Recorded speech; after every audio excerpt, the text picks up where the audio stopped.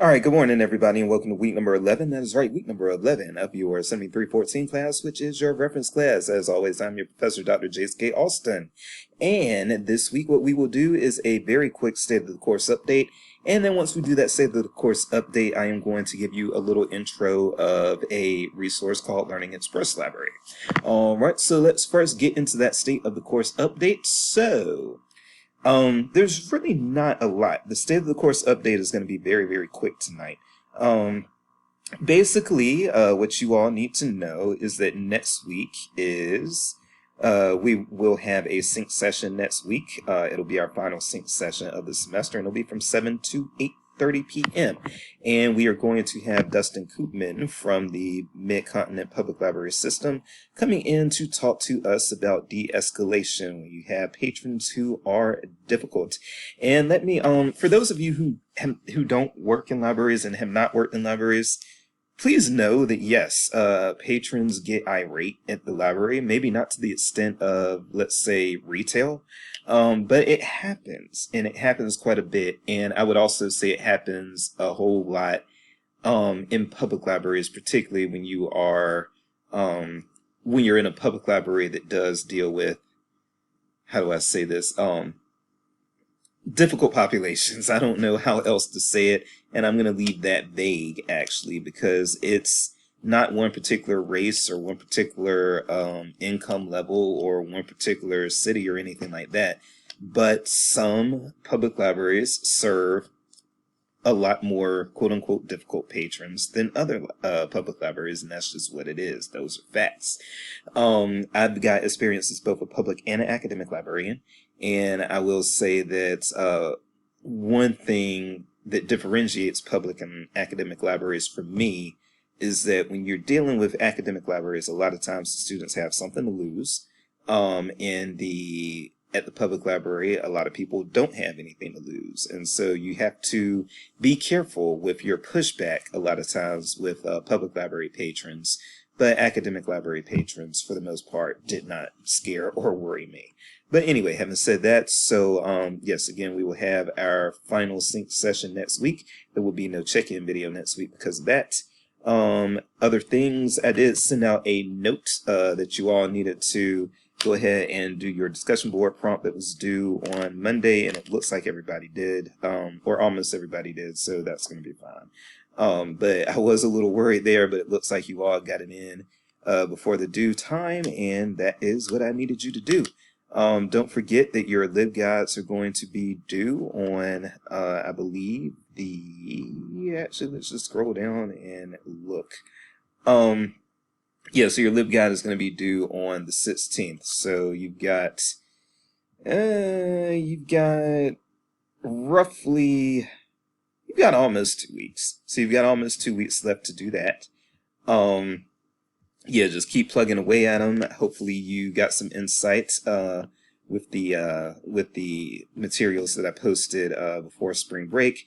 And then also, if you please don't feel overwhelmed. That's one thing. I know it's easy to say that, but one thing that I'm going to tell you is once you are actually a librarian, you're going to probably be doing LibGuides fairly often and banging them out fairly quickly.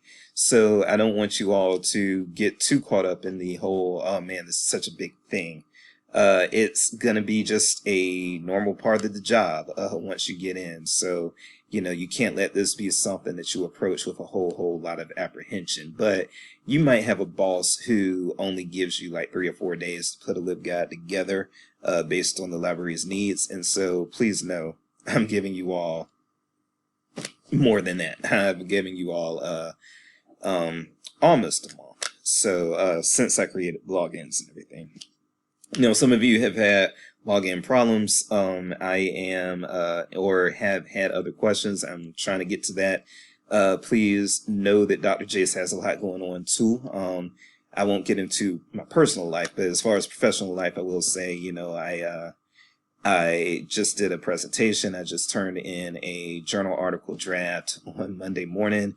I have a presentation, another conference presentation to do Tuesday evening. So if you're looking at this Tuesday, it'll be this evening that I'll be doing another conference presentation, and then also I do have another book chapter that will be due at the end of April. So there's a lot going on with me too. That's on, and that is part of my job. I've had people say, well, I know that he is writing this or presenting this, but teaching is his job. For those of you who don't know the way higher ed works, your job as an instructor is teaching, service, and scholarship, which means presentations and publications or creative activities. Okay, so all the stuff that I'm doing is my job. My job is not just teaching. I do want to clarify that. So I will say that yes, I'm getting to your messages, but if I am slow, again, it's because I am working at deadlines, and also I do have a personal life, and there are things going on with that too, which all of you can say. There is not one person, I do not have one single student in this class who is not busy. So, and I do try to be accommodating to that. So with that said, yes, let's go ahead and talk a little bit about, by the way, yes, if you have got questions, please still go ahead and get those questions to me. And now that we are done with all of that, let's go ahead and take a look at Learning Express Library. Hold on a second. Okay, so again, let me remind you all again that when I show you all these databases, I am showing these to you to give you a kind of a brief overview of the databases. It's not a actual tutorial to get you to learn and master the database. This is an overview tutorial. I mean, not overview tutorial. This is a superficial overview to kind of get you introduced, see what the database does, and then if you want to learn more about it, practice it on your own time, look at some tutorials online, look at some tutorials within the database, so forth and so on. But Learning Express Library, I would say, is one of the most underutilized tools that we have to offer our patrons, our users. And one thing that I want you all to know, and then you're going to have throughout your library career, and this is true of all librarians, okay? Every single librarian always says they didn't teach us that in library school. And it's true. There are a lot of things that we don't teach you in library school. Now, some of you may be thinking, oh, they don't teach us that because they're lazy or they're clueless or they're behind or blah, blah, blah. The real reason why you don't learn all this stuff in library school, well, there are two reasons really why you don't learn everything in library school. First of all, librarianship is so varied and so encompassing that you really just can't teach it all in library school. It's just impossible. And I mean, how would you even go about doing that? If somebody wants to be a business librarian, you know, yes, ALA is still saying, well, they have to know this about cataloging, and they still have to know this and that about, you know, user interaction and all of this stuff.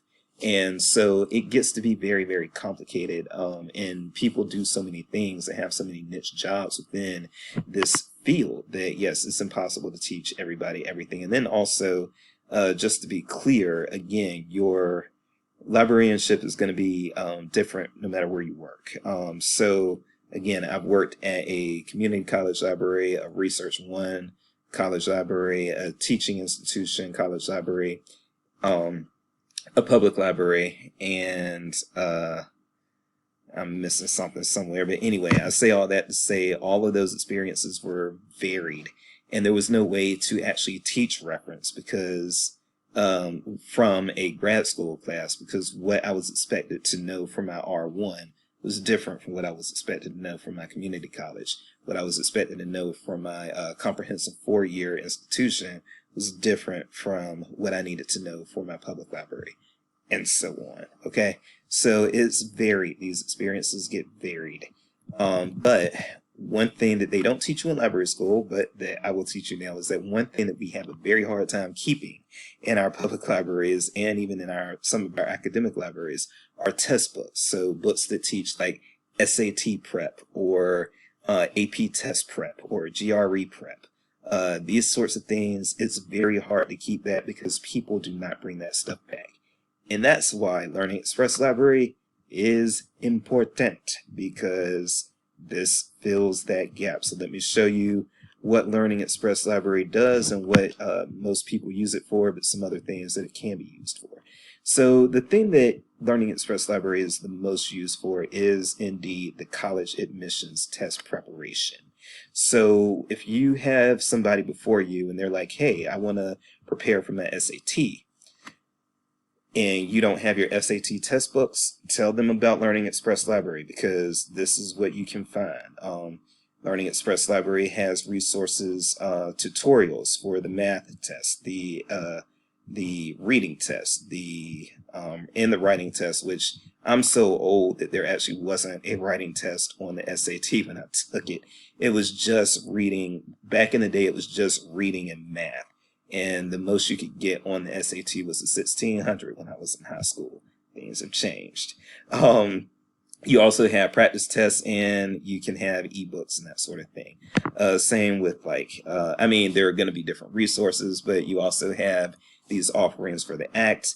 If you have people who are trying to prepare for an AP exam, you have things that they can use. These students can use for that. So they're taking calculus. You've got some things here. Now, I'm not going to go into any of this or log in, but I do want to also let you know that you can save your progress and things by signing up. The registrations are free. That's why it's offered through the library. So the registrations are free. And once you register, you can save your progress and all of that stuff. Okay. So this is largely what this is used for. Now, they do have some stuff for they've got things for the GED. That's its own thing, the High School Equivalency Center. But then they have things for like the GRE as well, but you're not going to find the GRE stuff quite as easily. You may actually have to just do a search for GRE, and then what comes up, and you're going to have these cover letters and things come up too. But finally, you'll have like GRE practice test and GRE flash vocabulary and so forth and so on, and you'll have other pages with that stuff on it. But I would say again, the GRE stuff is not as easy to find, so you have to kind of search for it. But again, you do have, and then once you do a search, you can say, well, I only want ebooks, and then you can like uncheck all of these things that you don't want and keep the ebooks, and boom, boom, bada bing, bada bam. And now you've got your GRE test prep ebook and that sort of thing. And again, if I were logged in and registered, I would be able to go ahead and look at that right away. So that is what it's used for the most, but you know the saying, and that's not all, because there's other things that this database does, y'all, and that is so cool. So some other things that this database can be used for. First of all, I did mention the GED.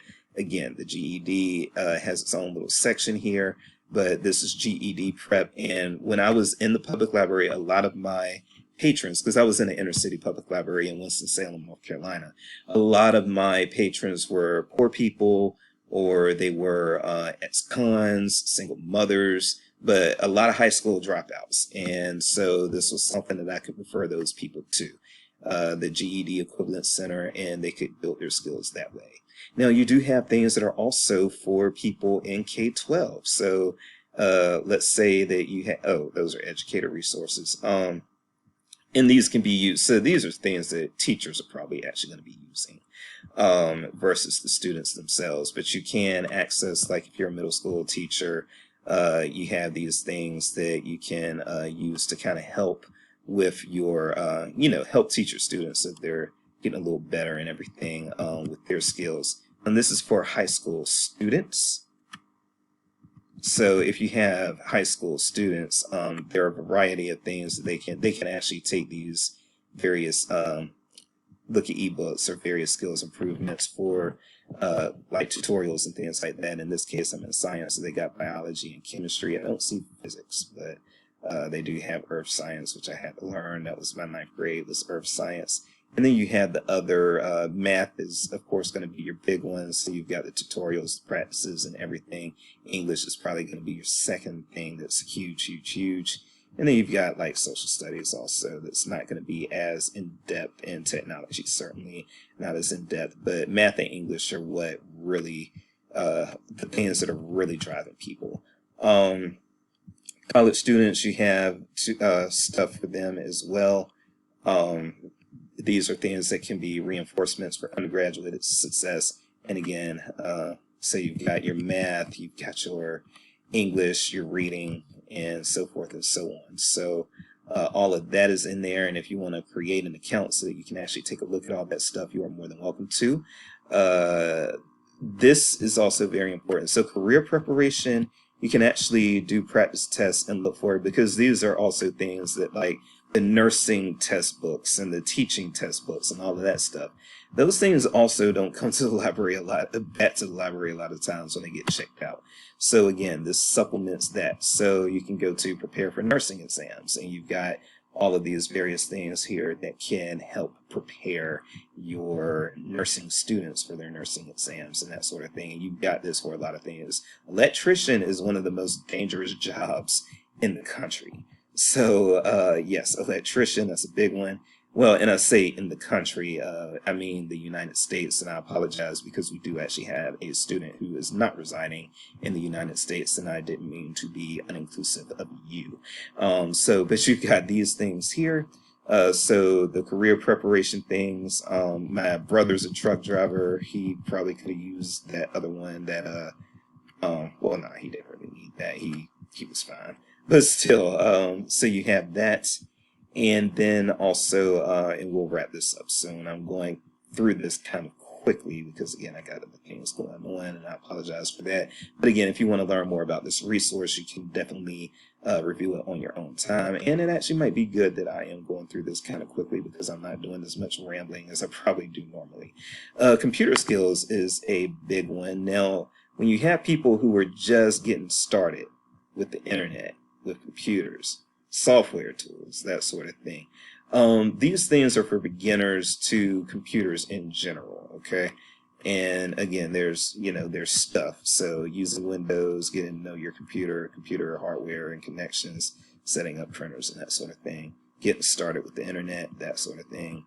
But then most people that come to the library these days may not be in need of this, but it's good to still have it. I'm not saying forget it's there. Don't forget it's there. But a lot of people who are library users these days, they do know at least enough about computers and the internet to get going on what they're doing. However, this is a bread and butter piece right here. You actually have tutorials for popular software programs. These are all Microsoft pieces. They only have Access to 2013. I don't know if Access and Project are still things, but certainly it's Excel. They've got Excel and PowerPoint 2019 here, Microsoft Word 2019, Outlook 2019. And again, these are very helpful. I actually have wanted to I haven't had an opportunity, but I've wanted to learn Excel. So when I actually do get time one day, when I get time one day to just sit down and learn Excel, this is where I'm going to do it. Because I only know the basics in Excel, and apparently with the intermediate, you really, really learn how to use some of the things in Excel that a lot of people don't get to take advantage of. There are some older things for Adobe Illustrator and Adobe Photoshop there, but I don't know when those things came out. I don't know if they're recent or not, but I think they're pretty dated. Finally, you do have citizenship classes. They're in here. They're in there somewhere. Oh, Lord. Okay. Is that an adult core skill? Let me see. Yes, so for people who are working on becoming U.S. citizens, there are resources for them in Learning Express Library, and they can go to adult core skills and learn that. Finally, I don't use this very much, but it is here. In fact, I never used this, but it's still here. So you have resources on building great resumes and cover letters. The thing about that, though, is like I've never been to a library that didn't have a lot of resources on resumes and cover letters. So I never needed to direct anyone to Learning Express Library for that. But if you want to use it for that, nothing's stopping you. This is a pretty neat, nifty resource. And I've also, when I was on Facebook, I was directing people to it on Facebook a lot. So you might want to, for your social media contacts, you might want to be aware of it for them too, because a lot of times, like, I would have friends on Facebook and they're like, well, I'm going to go to grad school. Does anyone have a GRE book I can borrow, or know where I can find one for cheap? And I'd be like, hey, how about you just use a free resource through your library that your dollars, or I guess it's not free, your tax dollars are paying for it anyway. Why don't you just use that? And I would tell people about this, and they'd be like, oh, yeah, I never knew about that. And I'm just like, that's why it's helpful to know a librarian. I got you covered, homie. So that's how I use these resources. But yes, go ahead and kind of play around in this if you have the time and the desire. Learn what it does, just have fun with it, because it can be something that, again, once you know about it, is something that's really cool to tell your friends about when they are in need of one of these things, okay? And so I am going to leave it right there. Ooh, we kept it under 25 minutes. Great. So yes, I will end by saying I am Dr. Jace, and you are running a marathon race with me, but we're going to get through it. Busy semester for everybody, but we're going to get through this, and I enjoy teaching you all. Thank you. We'll see you next week in that sync session.